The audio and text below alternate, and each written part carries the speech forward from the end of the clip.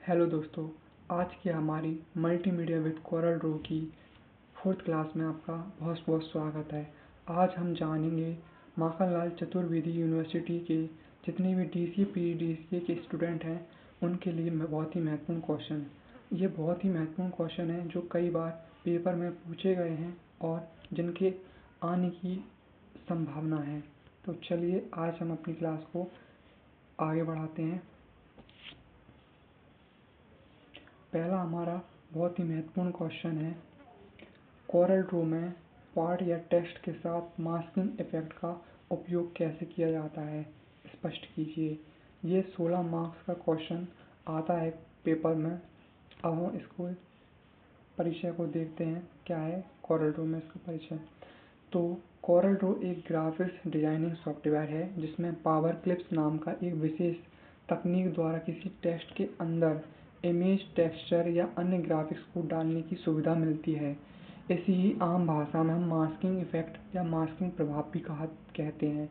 इस तकनीक से टेक्स्ट के अंदर छवि या इमेज ऐसे दिखाई देती है जैसे टेक्स्ट एक फ्रेम हो और इमेज उसके भीतर रखी गई हो।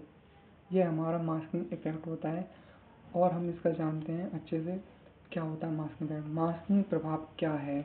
मास्किंग प्रभाव का अर्थ किसी इमेज या डिजाइन को एक टेक्स्ट के भीतर इस तरह सम्मिलित करना कि वह इमेज सिर्फ उस टेक्स्ट के अंदर ही दिखाई दे, बाकी भाग छिप जाता है। इस इफेक्ट से क्या होता है, टेक्स्ट आकर्षक, रचनात्मक और प्रभावशाली दिखता है। ये विशेष रूप से पोस्टर, लोगो और टाइटल डिजाइनिंग में यूज किया जाता है। अब हम देखते हैं कोरल ड्रॉ में टेक्स्ट मास्किंग करने की स्टेप बाय स्टेप क्या क्या प्रक्रिया है। तो पहले अपन क्या करते हैं, नया डॉक्यूमेंट खोलते हैं। कोरल ड्रॉ खोलें या कोरल ड्रॉ खोलें और कंट्रोल एंड दबाएं। पेज साइज और यूनिट जैसे A4 साइज पेज लें और पिक्सल यूनिट आदि को सेट करें। सेकंड स्टेप में हम करते हैं टेक्स्ट टाइप करते हैं।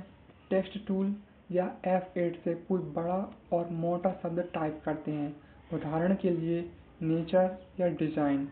मोटा फॉन्ट एरियल ब्लैक या इम्पैक्ट आदि सिलेक्ट करते हैं जिससे इमेज क्या होती है, स्पष्ट दिखती है। आगे देखते हैं, कोई रंगीन इमेज को हम इंपोर्ट करते हैं। इसके लिए हम क्या करते हैं, फाइल मेन्यू में जाते हैं और उसमें इंपोर्ट या कंट्रोल आई दबाते हैं। कोई भी सुंदर और रंगीन इमेज को सिलेक्ट करते हैं। इमेज का साइज टेक्स्ट से बड़ा होना चाहिए, ठीक है। फोर्थ स्टेप में हम पावर क्लिप या मास्किंग इफेक्ट लागू करते हैं। इमेज को सिलेक्ट करते हैं, ऊपर मेन्यू में जाते हैं और ऑब्जेक्ट मेन्यू में जाकर पावर क्लिप ऑप्शन पर क्लिक करके उसमें प्लेस साइड इन फ्रेम पर क्लिक करते हैं और फिर माउस से टेक्स्ट पर क्लिक करते हैं। अब इमेज जो है टेक्स्ट के अंदर दिखाई देगी। फिफ्थ स्टेप में हम क्या करते हैं, एडिटिंग करते हैं। यदि ज़रूरत होती है हमें एडिटिंग करने की तो हम टेक्स्ट पर राइट क्लिक करते हैं और एडिट पावर क्लिक पर क्लिक करते हैं। इमेज के भीतर मूव कर सकते हैं, रिसाइज या रोटेट भी कर सकते हैं। फिर फिनिश एडिटिंग दिस लेवल पर क्लिक करते हैं। सिक्स स्टेप में हम सजावट या इफेक्ट को जोड़ते हैं। ये ऑप्शनल होते हैं, ये कोई ज़रूरी नहीं है मास्किंग इफेक्ट के लिए। अगर आप इसको एग्जाम में ना लिखना चाहें तो छोड़ सकते हैं।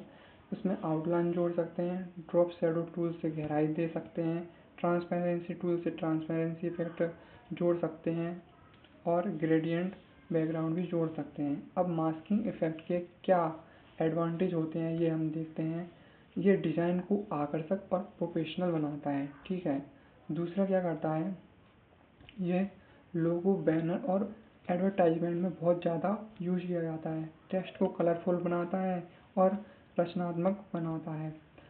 और क्या करता है, ये फोटो या शब्दों को एक साथ जोड़ने का कार्य करता है और कम समय में शानदार विजुअल इफेक्ट को देता है। उदाहरण के लिए, यदि आप इंडिया शब्द को टाइप करते हैं और उसके अंदर तिरंगे का फोटो डालते हैं तो टेक्स्ट में देशभक्ति और सुंदरता दोनों झलकेंगी। ये होता है हमारा मास्किंग इफेक्ट। अब हम कंक्लूजन देखते हैं, निष्कर्ष। कोरल ड्रॉ का मास्किंग प्रभाव एक शक्तिशाली तकनीक है जिससे साधारण टेक्स्ट को कलात्मक और प्रभावी बनाया जा सकता है।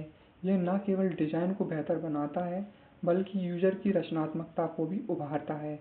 पोस्टर, विज्ञापन, वेब ग्राफिक्स और ब्रोशर जैसे अनेक कार्यों में यह प्रभाव हेतु बहुत उपयोग होता है।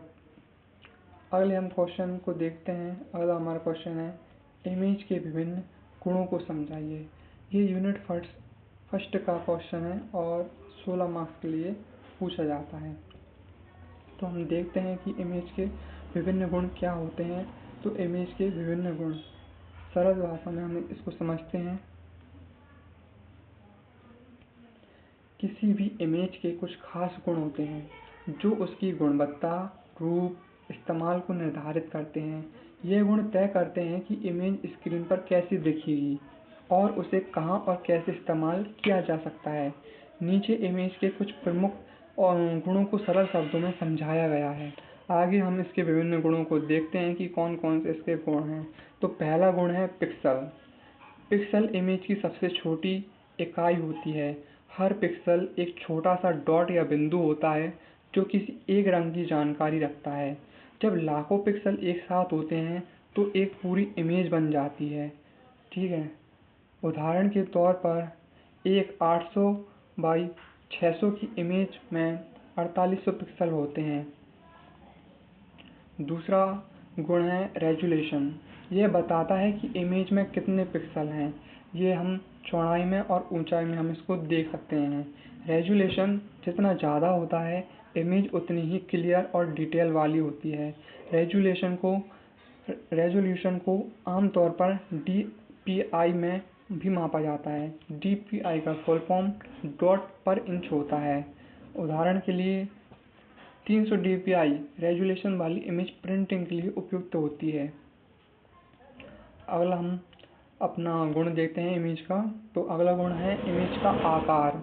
तो इमेज साइज, इसका मतलब होता है कि इमेज डिवाइस में कितनी जगह घेरती है। इस साइज को हम KB में और MB में माप सकते हैं। ये इस पर निर्भर करता है कि इमेज में कितने पिक्सल हैं, कितने रंग हैं और किस फॉर्मेट में इसको सेव किया गया है। यदि हम इसे JPG फॉर्मेट में इमेज को सेव करते हैं तो इमेज का आकार कम होता है क्योंकि JPG फॉर्म जो है कंप्रेस फॉर्म होती है जो कि इमेज को कंप्रेस करके रखती है। ठीक है, अगला हमारा गुण है कलर डेप्थ। कलर डेप्थ ये बताता है कि हर पिक्सल कितने रंगों को दिखा सकता है। इसे बिट्स में मापा जाता है। ज़्यादा विड्थ डेप्थ का मतलब है ज़्यादा रंग, बेहतर इमेज क्वालिटी। अगला गुण देखते हैं हम इसका उदाहरण देखते हैं। यदि 8 विथ कलर डेप्थ है तो इसमें 256 रंग होंगे। यदि 24 बिट वाली इमेज है तो इसमें 16 मिलियन रंग होते हैं। आगे देखते हैं हम, पांचवा गुण है डायमेंशन। डायमेंशन का मतलब है इमेज की चौड़ाई और ऊंचाई कितनी है। इसे हम पिक्सल में मापते हैं, जैसे 1024 और 768 पिक्सल की इमेज। इससे पता लगता है कि इमेज स्क्रीन पर कैसी दिखेगी। अगला गुण है इमेज फॉर्मेट। यह बताता है कि इमेज किस प्रकार से सेव होती है। हर इमेज का अपना उद्देश्य होता है। हमने विभिन्न प्रकार के पहले ही इमेज के फॉर्मेट पढ़ चुके हैं जो कि हमारी पिछली क्लासों में दिए गए हैं, आप उनको देख सकते हैं। यहाँ पर भी हम कुछ शॉर्ट्स में इसको देखेंगे कि इमेज के कौन कौन से फॉर्मेट हैं। तो पहला फॉर्मेट है JPG। ये फ़ोटो के लिए यूज किया जाता है और हाई कंप्रेशन फॉर्मेट है। इसकी ये विशेषता है। PNG, portable network graphics. ये ग्राफिक्स के लिए यूज किया जाता है और ट्रांसपेरेंट बैकग्राउंड को दर्शाता है। ये इसकी विशेषता है। GIF, इसका उपयोग एनिमेशन के लिए किया जाता है और इसकी विशेषता है कि ये 256 तक रंगों को प्रदर्शित करने में सक्षम है।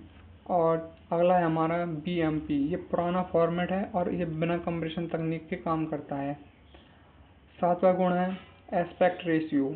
ये इमेज की चौड़ाई और ऊंचाई के अनुपात को दर्शाता है। उदाहरण के लिए 4:3 और 16:9। ये तय करता है कि इमेज चौकोर दिखेगी या चौड़ी दिखेगी।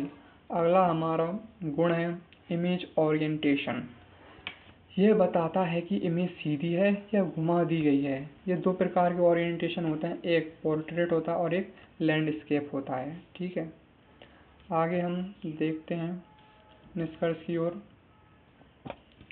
निष्कर्ष: इमेज की ये सभी गुण जैसे कि पिक्सल, रेजोल्यूशन, रंगों की गहराई, इसे कलर डेप्थ भी कहते हैं, साइज, फॉर्मेट आदि, ये इमेज की गुणवत्ता और उपयोगिता को प्रभावित करते हैं। डिजिटल मीडिया, वेब डिज़ाइन और ग्राफिक्स के क्षेत्र में इन गुणों की जानकारी रखना बहुत ही ज़्यादा ज़रूरी है। अगला हमारा क्वेश्चन है, दैनिक जीवन में ग्राफिक्स डिजाइनिंग का महत्व बताइए। इस क्वेश्चन को हम अपनी अगली क्लास में देखेंगे। तो आज के लिए बहुत बहुत धन्यवाद। वीडियो देखने के लिए बने रहें। हमारी क्लास में आगे इस क्वेश्चन के साथ मिलते हैं।